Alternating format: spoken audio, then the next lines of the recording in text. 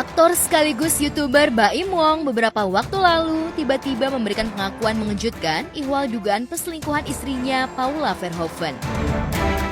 Tak tanggung-tanggung dengan menggandeng juru belanya Fahmi Bahmit tanpa tedeng aling-aling, kubu Baim mengklaim punya bukti dugaan cinta terlarang sang istri dengan pria idaman lain, bahkan pria tersebut disebut-sebut masih punya hubungan dekat dengannya.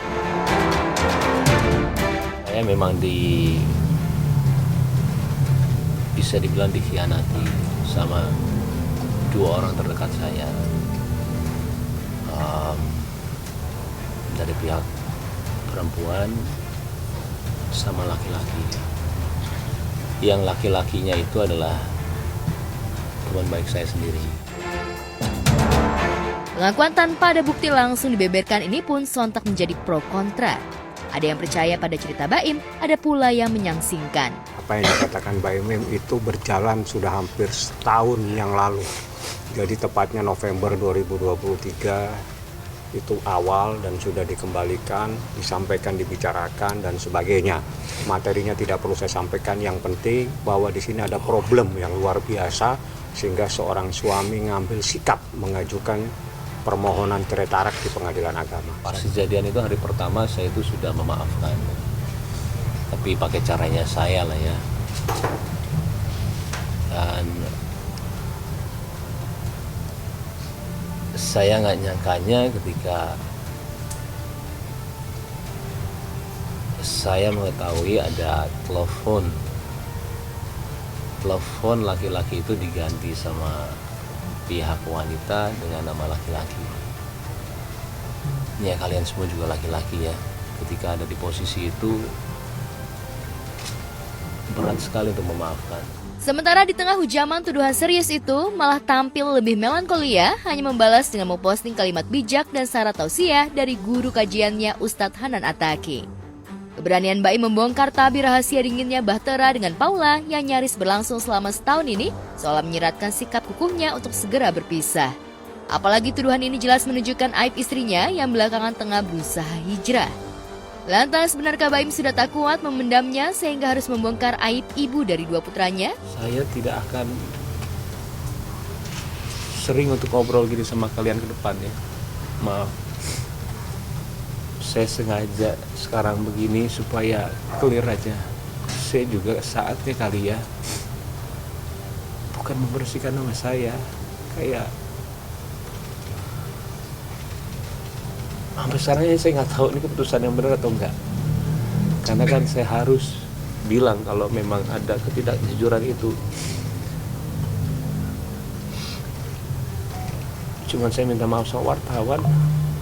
Saya juga tahu pekerjaan kalian. Bukannya saya nggak mau diwawancara. Saya kasihan sama anak saya. Saya cuma mikirin anak saya doang. Saya nggak mau mereka itu tahu masalah ini. Cuma tambah kesini itu semua ketidakjujuran itu ada. Jika Baim lebih terbuka saat menghadapi situasi pelik perceraian dengan mantan istrinya Paula Verhoeven, Gading Martin justru lebih berusaha tenang dan menutup rapat ihwal gejolak yang dialaminya saat masih dengan Giselle.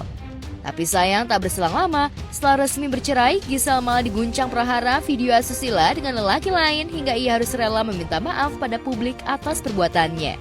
Maka wajar ketika Baim dan Paula yang relatif masih sahabat selebritinya, Giselle tak mau ikut campur urusan sejoli ini, kecuali mendoakan masalah yang menerpa Baim dan Paula segera reda. Pokoknya mah doa yang terbaik, kita kan nggak pernah tahu kalau jadi orang luar ceritanya seperti apa, kan semuanya pasti proses, jadi aku juga tidak berhak gimana, yang penting support untuk selalu saling ini aja, punya damai sejahtera ngelewatin semua musim yang sekarang gitu. Lelaki lain yang menyandang status suami dan ayah yang terkesan ogah membongkar tabir rahasia keburukan sang istri adalah JJ Govinda. Bak petir di siang bolong, tiba-tiba JJ dihujam pengakuan istri dari aktor Randy Kernet, yakni Lady Nayawan, yang mengungkap tabir perselingkuhan sang suami dengan Shahnaz Shadika sekitar Juni 2023 silam. Saya tidak cabut gugatan, tidak cabut gugatan, tapi dilakukan di mediasinya hasilnya apa? Kita buat akta perdamaian nanti. Ada akta perdamaiannya. Tapi dalam derasnya hujaman isu petualangan cinta terlarang sang istri dengan pria lain, JJ berusaha tegar dan masih lapang dada, rela memberi kesempatan untuk sang istri agar kembali memperbaiki tabiat buruknya. Hingga kasus ini reda, JJ tak pernah terpancing untuk membongkar sedikit pun aib sang istri, hingga akhirnya bahtera keduanya kembali pulih. Di sini gue nggak mau terus-terusan nyalain orang, jadi lebih baik gue berkaca, introspeksi diri, mungkin ada kurangnya apa. Nanas pun sama, misalkan gue ada salah, pasti Nanas introspeksi, karena namanya manusia ya pasti tidak luput dari kesalahan. Tak heran jika Shahnaz pun tak mau ikut berkomentar banyak ihwal kisruh bahtera yang menimpa sahabatnya Paula maupun Mbak Imong yang relatif punya hubungan dekat dengan kakak kandungnya Raffi Ahmad. Iya, kenal dekat sama Kak Paula, sama Kak Baim juga kenal dekat. Apalagi kan Kak Baim sahabatnya AA dari lama ya, dari aku kecil udah kenal, sama Kak Paula juga dekat. Itu baik kok, Kak Baim baik, Kak Paula baik. Jika Gading maupun JJ tak mau mengumbar aib istri atau mantan istri, mungkin Mbak Im berbeda. Tapi warganet justru menyoroti akankah tuduhan Mbak Im berakhir anti klimaks di pengadilan seperti tuduhan Ari Wibowo terhadap mantan istrinya Inge Anugrah yang ditudingnya punya lelaki idaman lain di lokasi gymnya? Atau mungkin Mbak Im dan pengacara cukup punya bukti kuat sehingga kelak akan dibeberkan di depan majelis hakim? Cerita saya, insya Allah saya bisa mempertanggungjawabkan semuanya. Dan saya yakin apapun yang terjadi ke depannya, saya sama pengacara saya, ya kita sudah siap apa yang terjadi. Ada di sini namanya. Kalau Anda mau tahu siapa, tanya ke Humas. Jadi kalau bilang ini semuanya tiba-tiba, saya juga tidak mau suzon, cuman dari rantai semua itu, karena ini sudah 1 tahun ketidakjujuran itu ada. Saya sendiri juga kadang-kadang suka nggak percaya, jangankan kalian, saya juga nggak percaya apa yang terjadi sama saya. Karena saya selama ini cuman menahan semuanya selama 1 tahun. Meski belum terbukti keabsahannya apakah Paula bermain api dengan lelaki lain atau tidak, tapi tuduhan ini jelas akan merusak reputasi Paula. Apalagi beberapa teman hijrah satu kajiannya seperti Ria Ricis maupun Inara Rusli, mereka justru berada di posisi berbeda dalam mengalami masalah bahtera. Ricis disebut-sebut merasa mendapat kurang perhatian karena suaminya dulu lebih asik dengan lingkaran pergaulannya. Sementara Inara Rusli jelas-jelas telah diselingkuhi sang suami selama beberapa kali sehingga ia harus mengambil keputusan cerai. Sebenarnya lagi masih pembahasan sih sama dedinya anak-anak, karena rumah yang sekarang aku tempatin ini rencananya nanti mau kita jual, kemudian dedinya mau beliin buat anak-anak. Nanti aku cari lagi, kalau aku punya nanti cari lagi sendiri gitu. Yang penting anak-anak sudah punya tempat mereka sendiri, anak-anak sudah punya aset mereka sendiri. Dengan begitu masa depan mereka ya harapannya bisa lebih aman lah. Saya yakin sih setiap rumah tangga tuh pasti ada masalah ya kan, masalah makanya tadi mungkin KDRT, finansial, abusive secara verbal apa segala macam. Jadi sebenarnya pintar-pintar kita menanggapi itu. Ini sangat menyakitkan, tapi ini harus dilalui, harus dilakukan karena ini tidak boleh menimbulkan penderitaan terus-menerus terhadap Muhammad Ibrahim alias Mbak Imong. Bismillah, doain yang terbaik. Jika Paula tidak bisa menepis atau membalikan tuduhan, bisa jadi ujian saat hijrah ini akan terasa berat. Ia akan dicap istri atau wanita tak setia. Tapi jika Paula merasa semua tuduhan sang suami hanya luapan kekecewaan atau pelarian atas kegagalan Mbak Im mempertahankan bahtera, reputasi Paula pun akan berangsur baik. Lantas benarkah Paula kini masih ogah merespon isu panas yang digulirkan sang suami karena tengah sibuk bekerja untuk membangun kemandirian ekonomi tanpa bertumpu pada lelaki? Balik lagi sebenarnya di agama juga kita diajarkan untuk tidak bergantung pada manusia gitu. Walaupun kita adalah makhluk sosial pastinya, tapi secara hati, secara prinsip kita harus bisa mandiri karena apapun yang dilakukan orang lain itu tidak berdampak ke kita. Maksudnya misalnya orang lain mengecewakan kita atau bikin kita nggak happy atau apa, itu supaya tidak masuk ke diri kita, jadi nggak berdampak ke diri. Selama hidup saya itu baru dibilang pelit sama satu orang, itu istri saya sendiri. Itu juga sampai bingung, kalau saya pelit, bagaimana mungkin saya menafkahi keluarga dia? Adiknya kita pekerjakan di sini, adik yang satu lagi juga saya menyiasati untuk buat YouTube tanpa saya mengambil uangnya sama sekali. Saya lebih kayak menjadikan, ayo orang tuanya pun tiap bulan saya kasih melebihi dengan orang tua saya.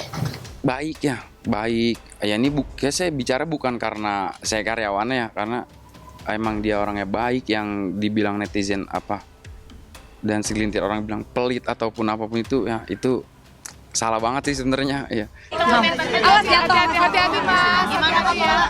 Doain aja. Maaf permisi. Seperti juga Inara Rusli dan Ria Ricis yang memilih fokus daripada memikirkan pasangan hidupnya.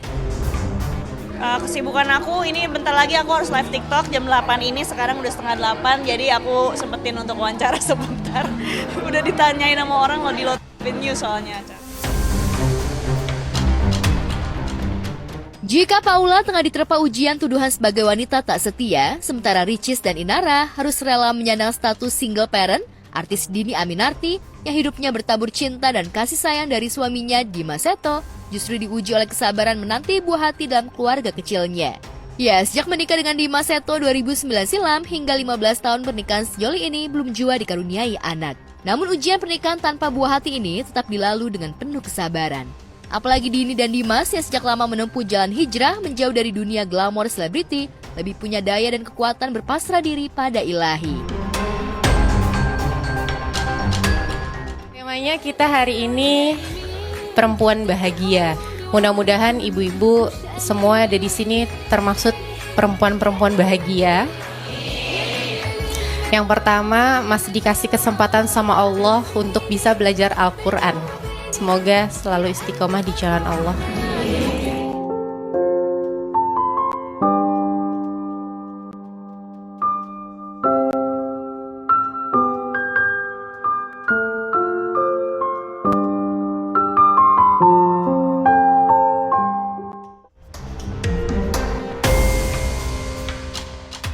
Meski semua memasrahkan pada takdir ilahi, namun tak lantas membuat Dimas dan Dhini Aminarti berdiam diri. Kabarnya sejoli ini tetap mematok program kehamilan. Lantas benarkah Dhini tengah menempuh jalan bayi tabung seperti yang dijalani sahabatnya Zaskia Sungkar? Benarkah keduanya sempat berkonsultasi dengan Zaskia maupun Irwansyah? Aku dari dulu memang selalu bilang sama Mas Dimas, pengen deh bawa anak Palestina ke sini gitu kan. Tapi memang itu kan bukan hal yang mudah gitu kan. Syaratnya Kak Dhini nggak bisa menyanggupi. Iya, karena kita pernah ketemu sama anak Palestina. Mau tahu syaratnya nggak? Jadi kalau misalnya kita mau bawa anak Palestina, kita harus bawa ibunya.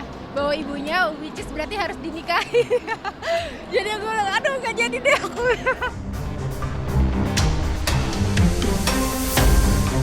Seberat-beratnya ujian, toh pada akhirnya takdir Tuhanlah yang akan membawa arah kemana jalan hidup selebriti. Duka-duka, tangis bahagia itu akan terus dilalui seiring perjalanan waktu.